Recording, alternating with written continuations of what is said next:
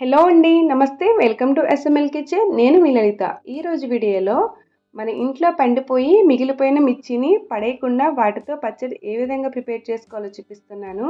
చాలామంది ఇళ్లలో పచ్చిమిర్చిని బాగా పండిపోయాక కారం ఎక్కువని యూజ్ చేయకుండా పడేస్తారు కదా. అలా వేస్ట్ చేయకుండా ఈ స్టైల్లో పికిల్ చేసుకుంటే 10 రోజుల వరకు నిల్వ ఉంటుంది. ఈ రెసిపీ అయితే కొంచెం ఓల్డ్ రెసిపీ అండి. టేస్ట్ అయితే బాగుంటుంది. మా పాపకి పికిల్స్ అంటే చాలా ఇష్టమండి. పచ్చడి స్పైసీగా ఉన్నా సరే వద్దనకుండా తినేస్తుంది. తనతో ఒక చిన్న క్లిప్. ఓకే. ముందుగా పండిపోయిన పచ్చిమిర్చిల్లో మంచి వాటిని తీసుకుని వీటిని బాగా శుభ్రం చేసుకోండి. వీటిని బాగా తుడుచుకుని తడి లేకుండా గాలిలో ఆరనివ్వాలి. వీలైతే ఎండలో అయినా పెట్టుకోవచ్చు. అలాగే మనం తీసుకున్న పచ్చిమిర్చికి సమానంగా కొత్తిమీరని కూడా తీసుకుని దీనిలో ఇసుక లేకుండా శుభ్రంగా వాష్ చేసుకోవాలి. తరువాత దీన్ని పొడి క్లాత్పై వేసుకుని 2-3 గంటల పాటు ఆరనివ్వాలి. కొత్తిమీరలో అస్సలు తడి ఉండకూడదు, లేదంటే పచ్చడి పాడైపోతుంది. ఒక 20 పండు మిరపకాయలకి 3/4 కట్ట కొత్తిమీర తీసుకోవాలి. పండు పచ్చిమిర్చిని కారం బట్టి తీసుకోవాలండి. ఒక్కొక్కటి అయితే కారం ఎక్కువ ఉంటుంది. ఇప్పుడు ఒక మిక్సీ జార్ తీసుకుని మనం తీసుకున్న పచ్చిమిర్చిని దీనిలో వేసుకోండి. అలాగే 2 నిమ్మకాయల సైజ్ అంతా చింతపండు, గ్రామ్స్లో వచ్చేసరికి 100 గ్రామ్స్ చింతపండును తీసుకోవాలి. 12 పొట్టు తీసిన వెల్లుల్లి రెమ్మలు, 1/2 టీ స్పూన్ జీలకర్ర కూడా వేసుకుని వీటిని బరకగా గ్రైండ్ చేసుకోవాలి.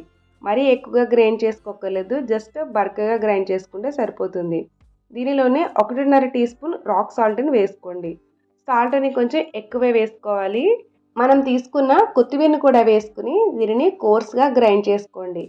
ఈ విధంగా బరకగా గ్రైండ్ చేసుకోవాలి. దీనికి బదులుగా రోటిలో వేసుకుని కచ్చాపచ్చాగా అయినా కుమ్ముకోవచ్చు. దీనిని పక్కన పెట్టుకుని ఇది స్టోర్ చేసుకోవడానికి ఒక గాజు కంటైనర్ లేదా ఇలా ఒక జాడీని తీసుకోండి. దీనిలో 2 స్పూన్స్ ఆయిల్ వేసుకుని మనం గ్రైండ్ చేసుకున్న పచ్చడిని దీనిలో వేసుకోవాలి. ఇలా పచ్చడిని మొత్తం వేసుకోండి. దీనిని వీలైతే ఎండలో కూడా పెట్టుకోవచ్చు, స్టోరేజ్ ఎక్కువగా ఉంటుంది. అలాగే పైన మరొక 2 స్పూన్స్ ఆయిల్ని వేసుకోండి. ఇప్పుడు దీనిపైన మూత పెట్టుకుని ఒక నైట్ మొత్తం అలానే వదిలేయాలి. ఇలా చేసుకోవడం వల్ల పచ్చడిలో ఉన్న కారం అనేది చాలా వరకు తగ్గుతుంది.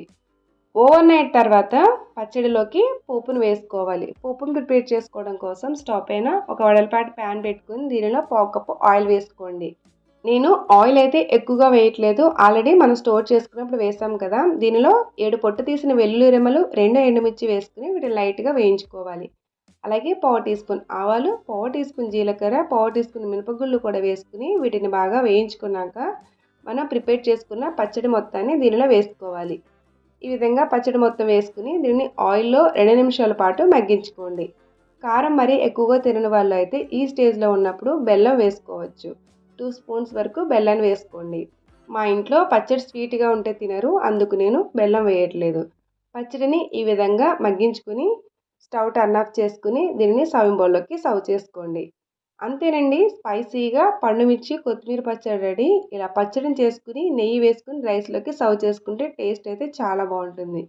అలాగే మార్నింగ్ టైంలో బ్రేక్ఫాస్ట్లోకి దీనిలో పెరుగుని యాడ్ చేసుకుని చట్నీలాగా కూడా చేసుకోవచ్చు. టేస్ట్ అయితే సూపర్ ఉంటుంది. నా వీడియో యూస్ఫుల్ అనిపిస్తే ఒక చిన్న లైక్ చేసి, షేర్ చేసి, సబ్స్క్రైబ్ చేసుకోండి. ఇలాంటి టేస్టీ రెసిపీస్ కోసం మన ఛానల్కి సపోర్ట్ చేయండి. మరొక రెసిపీతో మళ్ళీ కలుద్దాం. Thanks for watching.